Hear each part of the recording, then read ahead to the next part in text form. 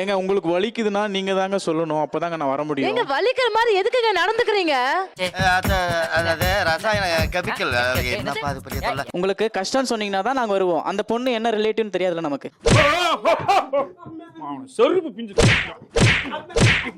அவங்க அக்செப்ட் பண்றாங்கப்போ நான் என்ன பண்ணாத. இந்த பேச்சு ஆரம்பிச்ச 5வது நிமிஷத்துக்குள்ள ஒரு தீர்ப்பே இப்ப நீங்க எழுதிட்டீங்க.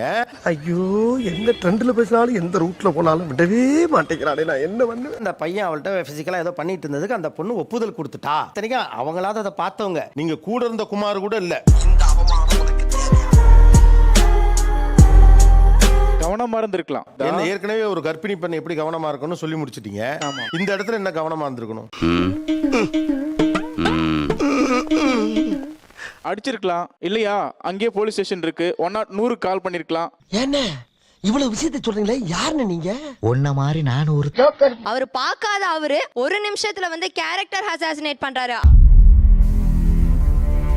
இவங்களும் ஒரு லேடி தானே, அந்த இடத்துல இவங்க இருந்தாலும் இவங்க அப்படிதான் அக்செப்ட் பண்ணிருப்பாங்களா?